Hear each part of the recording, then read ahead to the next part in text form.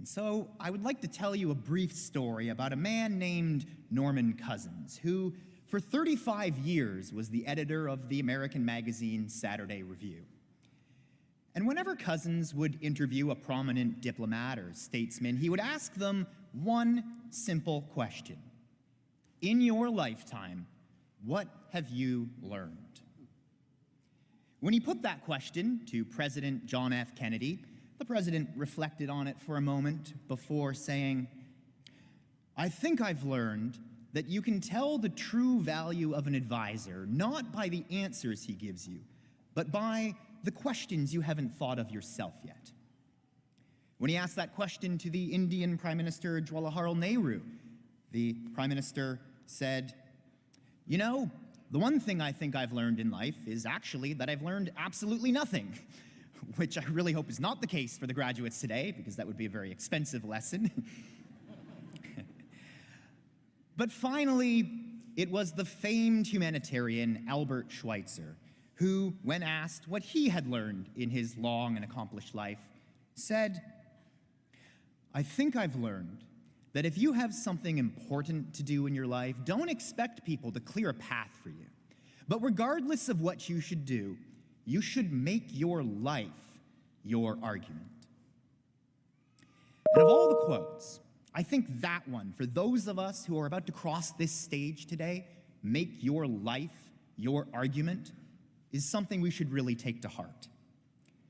Because as graduates, we've all spent many years here pursuing our educations at American University. We've pushed the boundaries of thought. We've expanded our intellects.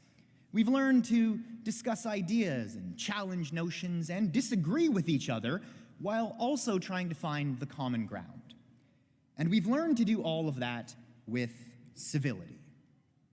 And now, as graduates who will be going out into the world, and many of whom I hope will end up in leadership positions ourselves, it's now up to us to model that civility.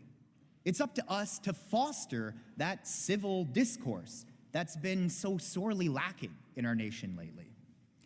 Because a better civilization, a better nation, begins with just one person's inspired imagination. It begins with just one person's inspired example. A better nation truly begins when just one person makes their life their argument. But all around us, we can see evidence of fear and violence and hate and cynicism, which makes it really easy to despair at the great challenges that our nation might face in the future. But here again, history can teach us something. Because that man, Norman Cousins, also lived through a time of fear and violence. He lived through the Great Depression, through World War II. He witnessed the Holocaust. He was Jewish, after all. But despite being dragged down by the cynics, which he did not let himself do, even in the face of this overwhelming darkness, he continued to have faith and hope. He continued to advocate for a better world. And that's why he asked that question.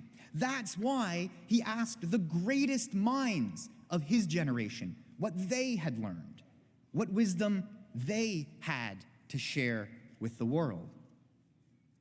And I think it's important on this day especially that we all reflect on that question. To the graduates, what have you learned here? What wisdom do you now have to share with the world?